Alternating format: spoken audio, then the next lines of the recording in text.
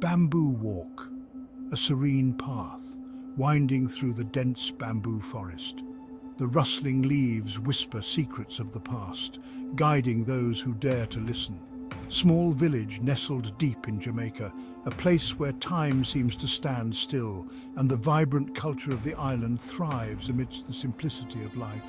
Lush green hills, air thick with the scent of sugarcane. The fields stretch endlessly, a testament to the land's fertility and the hard work of its people. But a darkness lurked, whispered in hushed tones.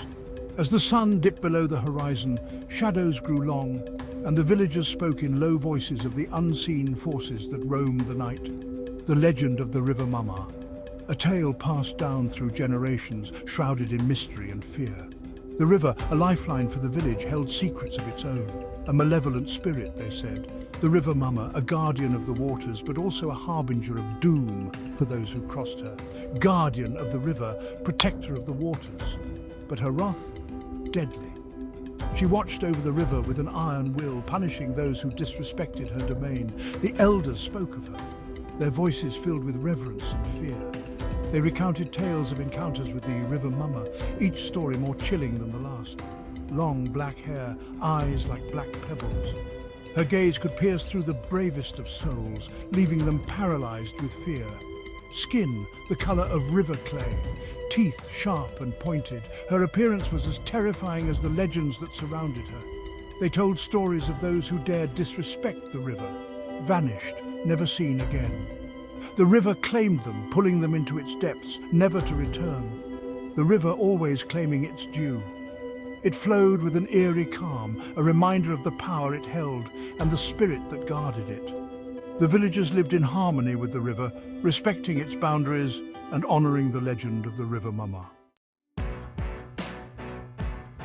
Olivia, young and headstrong, scoffed at the tales. Superstition, she called it. Old wives' tales to keep the children in line. She wouldn't be controlled by fear, not Olivia. The river was her playground. She swam in its cool depths, fished in its bounty. Never once did she feel fear, only the thrill of the forbidden. One night she decided to prove a point, a foolish, reckless point. The moon hung low in the sky, an ominous red. A blood moon, the villagers called it, a bad omen. Olivia laughed. She stood at the river's edge, daring the legend to be true. "River Mumma," she called, her voice echoing in the stillness. "Show yourself, I am not afraid." Silence. Only the chirping of crickets and the distant croaking of frogs, then a ripple, a disturbance in the water. Olivia's heart quickened, her laughter died in her throat. The water began to churn, swirling faster, faster, a whirlpool forming in the center of the river, dark and menacing. The air grew cold, biting. A low growl, guttural and primal, echoed from the depths of the whirlpool.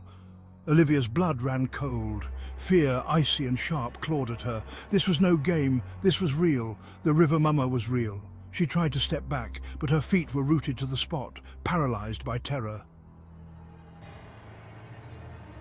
From the heart of the whirlpool, a figure began to rise. Slowly, deliberately. First, a hand. It was as if the river itself was giving birth to this nightmarish entity, pushing it out from its dark, swirling depths. The water churned violently, as if protesting the emergence of this sinister being. Long skeletal fingers tipped with razor-sharp claws. Then an arm. The bones were stark white against the dark water, glistening with a sickly sheen. Each movement was deliberate, almost mechanical, as if the creature was savoring its return to the surface world, covered in riverweed and slime. The vegetation clung to the bones like a shroud, dripping with foul-smelling muck. It was as if the river itself was trying to hold on to the creature, reluctant to let it go. The water, once clear, now ran red, a deep, ominous crimson that spread like a stain, tainting everything it touched. It was as if the river was bleeding, its lifeblood seeping out in a gruesome display. The blood of the River Mumma's victims, or so the legend went. Tales told by the old folks spoke of a vengeful spirit that haunted the river, claiming the lives of those who dared to venture too close. They said the river turned red with the blood of the unwary, a warning to all who would listen. Olivia wanted to scream, but no sound came out. Her throat was tight with fear, her heart pounding in her chest like a drum.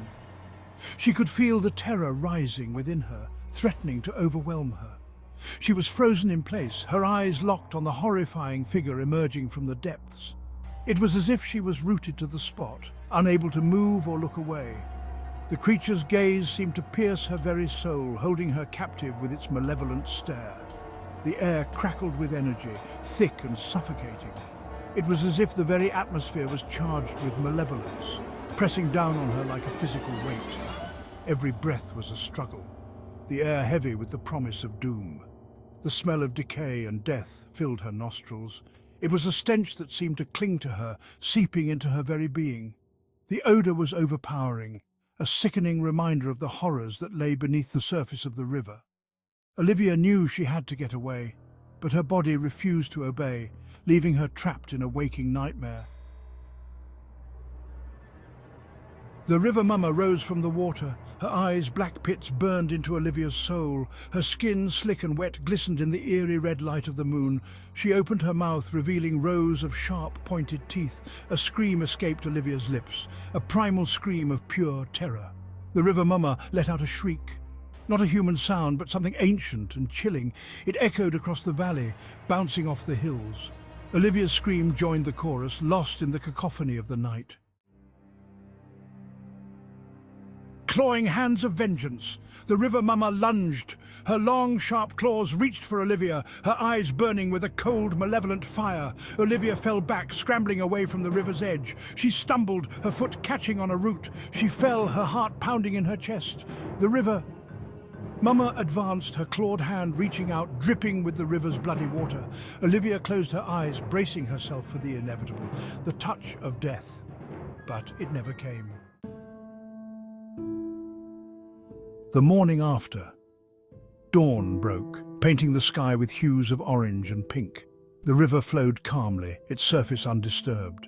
The only evidence of the night's horrors, the lingering scent of decay and a single blood-red hibiscus flower floating on the water's surface.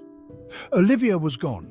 The villagers found her footprints leading to the river's edge, and then nothing. No struggle, no sign of her. Just the eerie silence of the morning after. Whispers of fear. The village of Bamboo Walk was never the same. The legend of the River Mumma, once whispered in hushed tones, was now spoken aloud. A cautionary tale, a reminder of the power of the river and the consequences of disrespect. The children of Bamboo Walk no longer played by the river's edge. The adults treated the water with reverence, offering gifts of fruit and flowers to appease the River Mumma.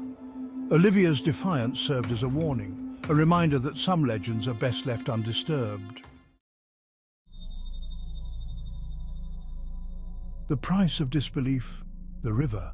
Mama had claimed another victim. This time it was Olivia, a young woman known for her skepticism and boldness. She had always laughed at the old tales, dismissing them as mere superstitions, not with violence, but with fear. The fear that crept into her heart as she stood by the river that fateful night, realizing too late that the stories were true. Olivia's arrogance, her disbelief, had cost her more than her life. She had always been defiant, challenging the very essence of the River Mumma's legend. Her confidence was unshakable until it wasn't. It had cost her her village, her home. The once vibrant village now stood in eerie silence, a ghost of its former self. The laughter of children, the chatter of neighbours, all silenced by the weight of her disbelief. The whispers followed the villagers, a constant reminder of the night the River Mumma claimed the heart of their village. They spoke in hushed tones, afraid to attract the attention of the river's spirit. The night Olivia paid the price for her disbelief. It was a night shrouded in mist and mystery, where shadows danced on the water's surface, and the air was thick with an unspoken dread. The river flowed on, silent and watchful. It seemed to hold the secrets of the night within its depths, a silent witness to the events that had unfolded. The River Mumma, they said, was always watching. Her presence was felt in the rustling of the leaves, the gentle lapping of the water against the shore, and the eerie glow of the moonlight on the river's surface. Waiting for the next soul foolish enough to challenge her power. The villagers knew better now. their hearts heavy with the lesson learned from Olivia's fate, waiting to claim her due. The river remained a place of beauty and danger, a reminder of the thin line between belief and disbelief, and the price one might pay for crossing it.